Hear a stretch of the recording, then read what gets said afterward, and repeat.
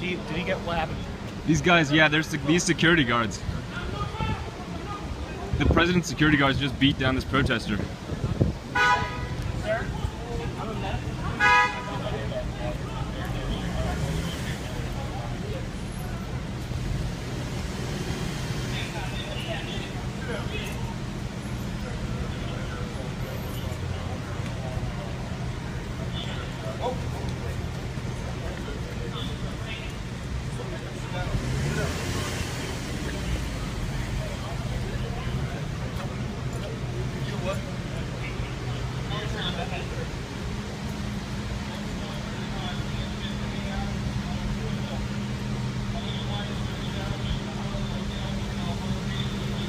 La vision du président de la République, Joseph Kabila Kabange, pour développer le secteur de l'électricité. Mais dites-nous justement, quelle est la vision du président de la République, puisque M.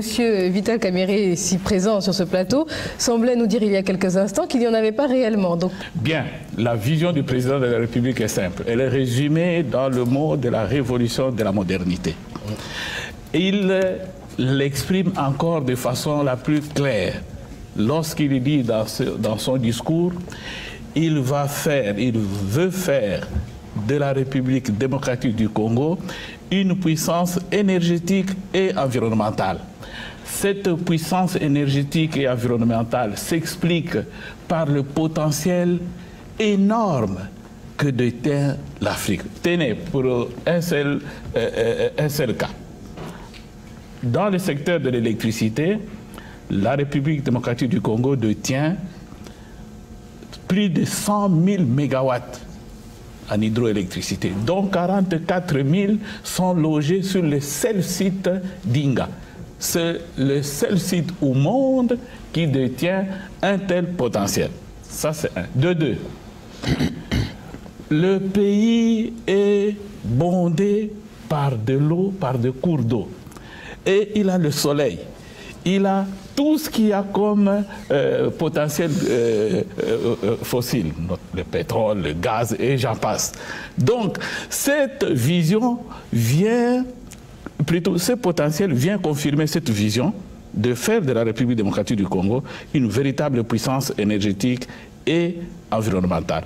En d'autres termes, le potentiel hydroélectrique, particulièrement du Congo, permet à ce pays de se suffire en besoins énergétiques, mais aussi de fournir de l'électricité aux autres pays africains qui en demandent tant.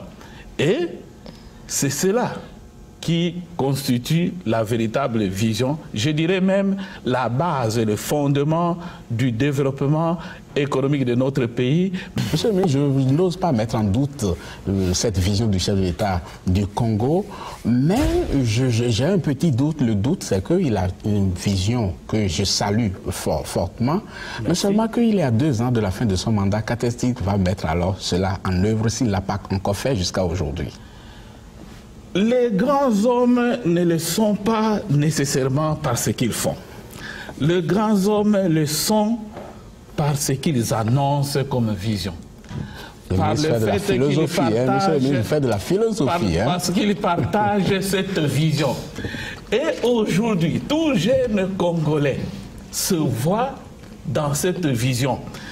Les délais, ça ne nous appartient pas. Personne aujourd'hui ne peut se prévaloir de ça. Mais est-ce que tous les Congolais aujourd'hui ont l'électricité? Voilà, nous avons un véritable paradoxe.